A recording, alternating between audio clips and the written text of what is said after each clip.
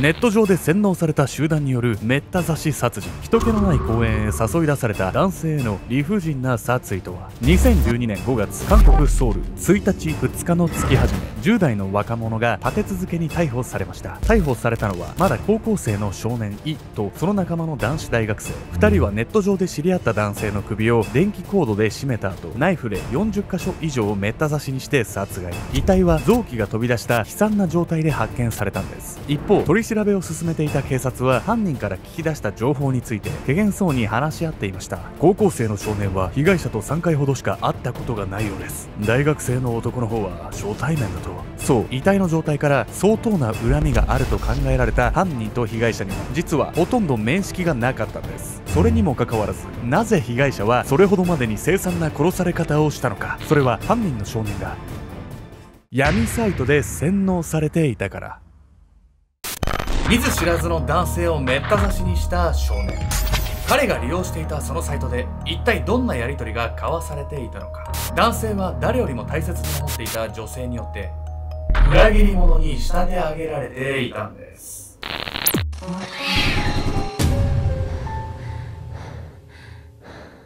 ボスケンちゃんです。いや、宮井かです。本日ご紹介するのは韓国で起こった未成年による殺人事件について。大学生が少年2人によってめった刺しにされてしまうこの事件なんですが、闇深いのは被害者と加害者には実は何の接点もなかったことなんです。初対面の相手を少年2人が殺しちゃったってさ、不良の喧嘩がそのままエスカレートしちゃって起きちゃったみたいに聞こえるけど、そうじゃない？違うんです。実は少年たちはですね、この被害者を前々から狙っていたという、計画的犯行だったんです。犯行にはですね、犯人たちが利用していたあるサイトが関係していたんです。一見して普通に見えるこのコミュニティサイトは利用者によっては闇サイトへと変貌してしまうんです。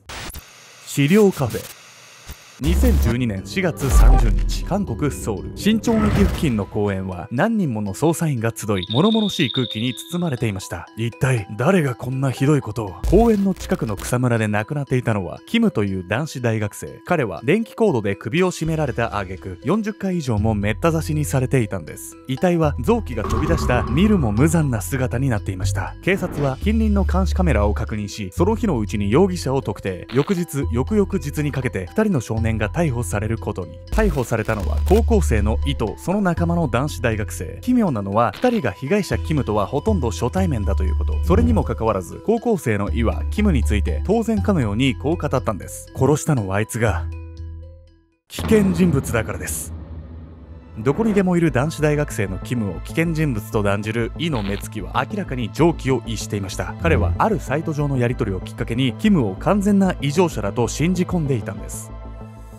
2012年1月、大学生のキムは一人の女性に思いを告げました。僕と付き合ってください。キムが告白した相手は約1年前にオンラインゲームを通じて知り合ったパクという女性。この日2人は晴れて恋人の関係となったんです。そして交際が始まったかと思うと、パクはキムに2人の友人を紹介。その友人は高校生のイとその彼女でした。当初はオンライン上で楽しくやり取りをしていた4人。しかしキムの恋人パクのある言葉をきっかけにその関係性は一変してしまうんです。ねえ、最近資料カフェにハマっててみんなも一緒に入らない？資料カフェ？めっちゃ気味悪いじゃない。何の集まりなの？簡単に言うとね、オカルト好きが集まるコミュニティサイトですね。というわけで本日のメトラキーワード、資料カフェについて。資料カフェとは高齢術の方法や心霊体験などの共有を目的とした韓国のコミュニティサイト。現在関連コミュニティが100以上あると推定されており、一部の層から熱狂的な人気を集めているんです。資料カフェは多くの場合単にオカルト好きが語り合う場として利用されており、以前は特に有害とは見られていませんでした。しかし一部の会員には怪しげな儀式に没頭するあまり危険思想を抱く者も。今回の新チョン大学生殺害事件はそんな資料カフェの危険性を浮き彫りにした事件だったんです。ネット上の規制を管理している放送通信委員会はこの事件を機に資料カフェのモニタリングを強化。犯罪教唆と取れる書き込みがあれば叱るべき措置を取る姿勢を示しました。キムの恋人パクは少し前からこの資料カフェにのめり込んでいました。そして彼女こそ怪しげな儀式に没頭するあまりおかしくなってしまった張本人。パクはサイト利用者たちに次のように言い回っていたんです。私はね、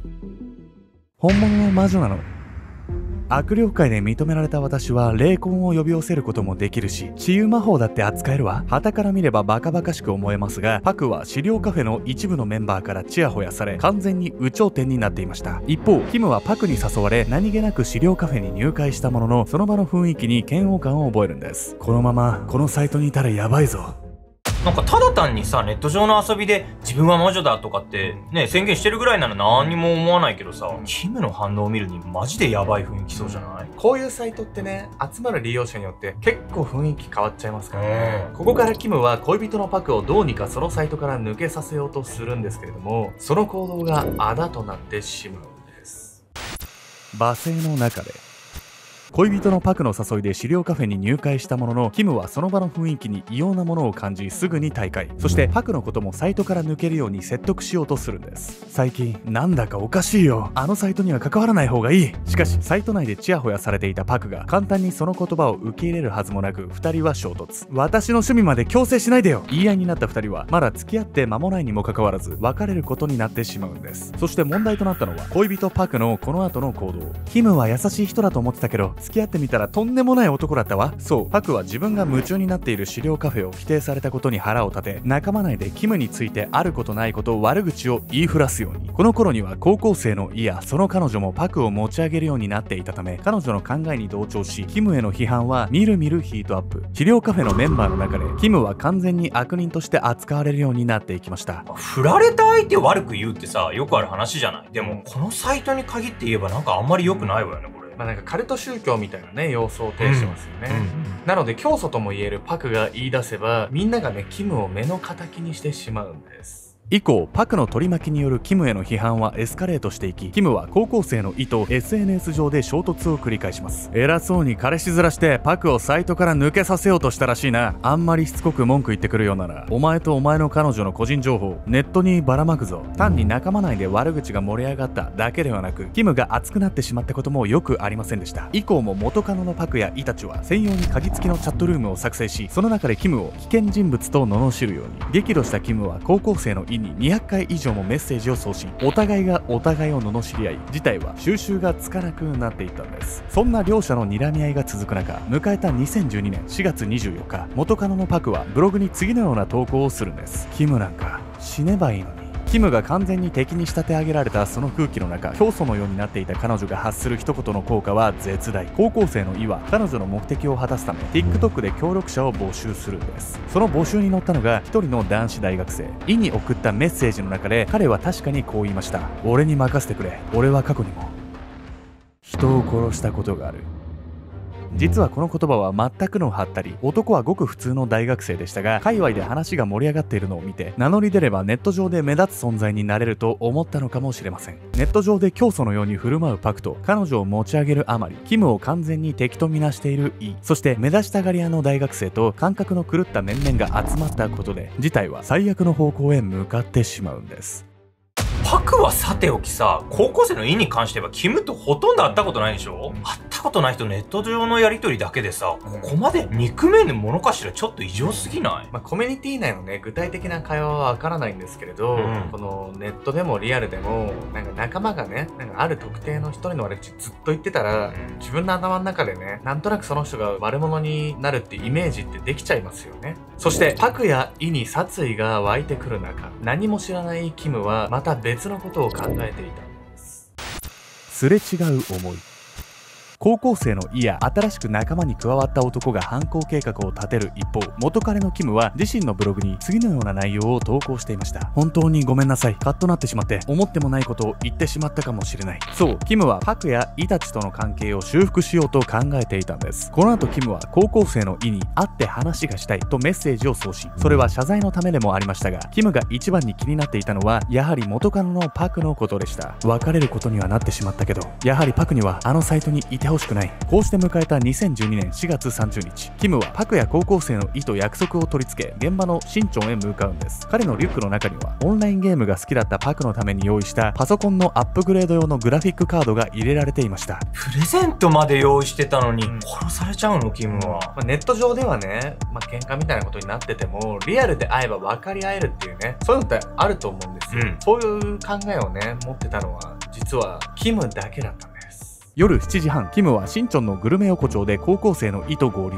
イは自身の彼女と協力者の男を連れていましたが、元カノのパクの姿はそこにはありませんでした。パクもさっきまでうちにいたんだけど、キムに会うって言ったら帰ったよ。そっか。何気ない様子でそう答えたキムでしたが、彼はパクが自分に会いたがらなかったことに寂しさを感じずにはいられませんでした。そこからどこへ行くでもなく、ふらふらと街を歩き始めたイたち。何がしたいんだ。キムはつかみどころのないイのその行動、そして全く関係がないはずの男がその場にいることに、そこはかとない怪しさを感じていました。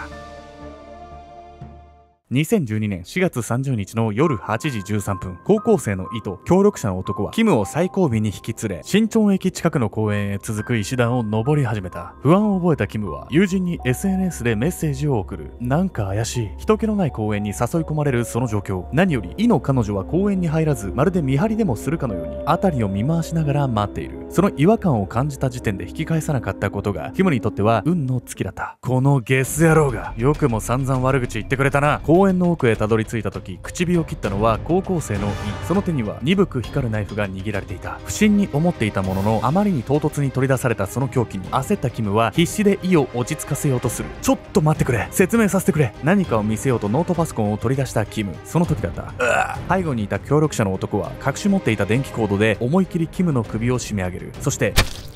苦しみもだえるキムに容赦なくナイフを突き立てる高校生のイ。ごめんなさい、助けてくれ。キムはあまりの痛みと恐怖で泣き叫んだ。しかし暴走したイにその言葉が届くことはついになかった。ノートパソコンを取り出したキムはひょっとすると資料カフェのページを見ながらイと話をするつもりだったのかもしれません。頭、首、腹を40箇所以上刺されたキムの遺体は臓器の一部が飛び出してしまうほど目も当てられない状態に。イと協力者の男は公園近くの草むらに遺体を遺棄。そこには確かに草木が生い茂っていたものの遺体は隠しきれておらず、それは隠蔽工作と呼ぶにはあまりにずさんに思えました。しかし信じられないことにイと協力者の男は丸見えのその遺体を前に次のように考えていたんです。巡回の時間が来たら公園の清掃員が片付けるだろう。どこの世界に死体を黙って片付ける清掃員がいるのよ。そんなことありえないでしょ。こう言っちゃなんですけれど、イがね、ネットコミュニティに洗脳されたっていうこともわからんでもないですよね、これ。結局キムの遺体は犯行から30分も経たないうちに近隣住民に発見され、警察の知るところに。イと協力者の男が被害者のキムを公園へ誘い込む姿は監視カメラにしっかりと捉えられていました。また現場付近での目撃証言もあり、2人が犯人だということはすぐに特定されるんです。ちなみに犯行の翌日の5月1日、逮捕されたイはキムのことなど気にすることもなく彼女と性行為をしていました。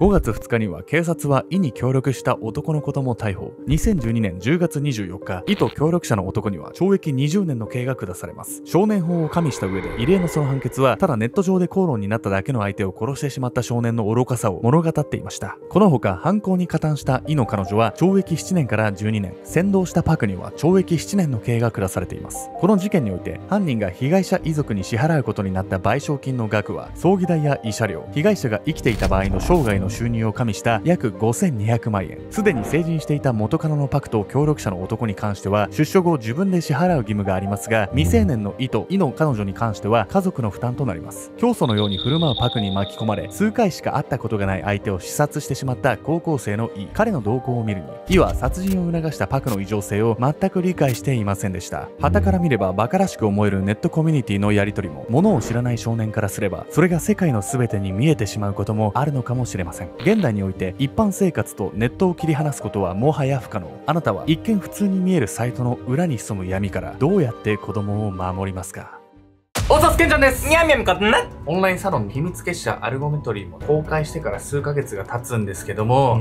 もうね、大反響をいただいております。めちゃくちゃ盛り上がってるわね。オンラインサロン何やってんのって入ってない方はわからないと思うんで、怪しく感じてんじゃない？ちょっと改めてご紹介させていただければと思います。YouTube は結構規制が厳しかったりするんで、そっちでは上げられないようなサロン限定の動画っていうのを配信しております。一体どんな動画が上がってるのかっていうところで結構動画も溜まってきておりまして、オウム真理教凶事件、エプスタイン島事件、日本軍731部隊、ジャパンライフ巨額詐欺事件、新潟少女監禁事件、第一生命19億詐取事件、藤沢市母子5人殺害事件、韓国水原バラバラ殺人事件、あとテッドバンディ、あと旭川中学生凍死事件、韓国の学校性暴行事件、コロンバイン高校銃乱射事件、ロシア中学生銃乱射事件、光市母子殺害事件、あとはナイツ花輪さんとのコラボ、死についての完全版と芸能界の裏話っていうのと、あとは松戸市の女子高生転落死事件っていうところで、どれもね、YouTube でやるには難しい動画があるんで、ちょっとそちらオンラインサロンの方で取り上げさせていただきつつ、ただね、事件をエンタメ化しようっていうのは意図としてはないので、サロンの収益の一部を犯罪被害者の会だったり、一般的な基金だったりに募金させていただいておりますので、ちょっとそういった中で YouTube とオンラインサロンで住み分けをさせていただければと思いま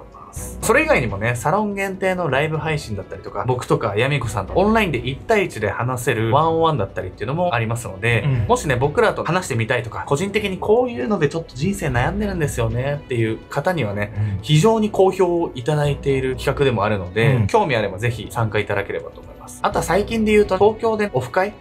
バーベキューの会とかを開催しようという計画だったり、各地方とかね、僕らたまに行くんで、その時にも皆さんとお会いする機会を作れればなと思ってます。そういったオフ会の先行予約だったりもできますので、もう盛りだくさんの内容になっておりますので、ちょっと興味あればね、概要欄、固定コメントの秘密結社アルゴメトリーからぜひご参加いただければと思います。そして今日はですね、この後サロン限定動画の一部のみを皆様に公開できればと思います。もし続きを見たい方はね、ぜひサロンにご参加いただければと思います。期間限定で無料期間もやってたんですけれど、あとちょっとでね、無料期間終了にさせていただければと思うので、ぜひ今のうちにサロン覗いていって、で、興味あればそのまま入っていただいて、興味なかったら抜けちゃえば1円もかからないので、いろいろね、見ていただければと思います。いずれにせよ、アルゴメトリーのコンテンツっていうのをもっともっと深掘りして世の中を知りたいっていう方、そして他のメトラーさんの方とちょっと交流してみたいっていう方、もしくは交流はちょっと苦手なんだけど、限定のコンテンツを見てみたいっていう方、いろんな方がいらっしゃいます。その上でね、皆さんが自分なりのスタイルで参加していただければね、僕らも嬉しいので、この YouTube ももちろんこれまで以上に頑張りますしね、オンラインサロンの方でも引き続きよろしくお願いいたします。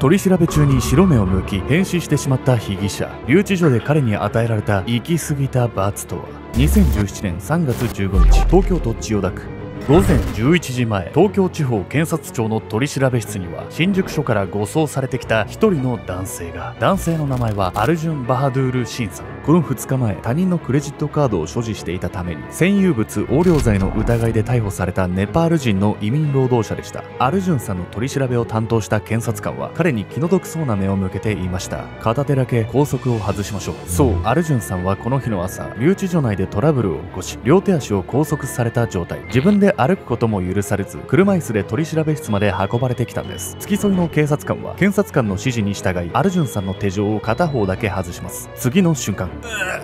小さくうなり声を上げ、体をのけぞらせたアルジュンさん。彼はそのまま白目を向いて死んでしまうんです。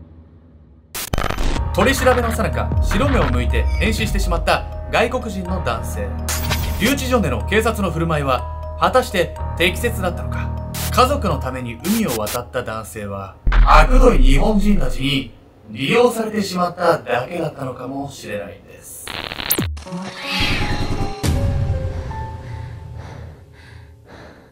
この動画の続きはオンラインサロン秘密結社アルゴメトリーでご視聴ください。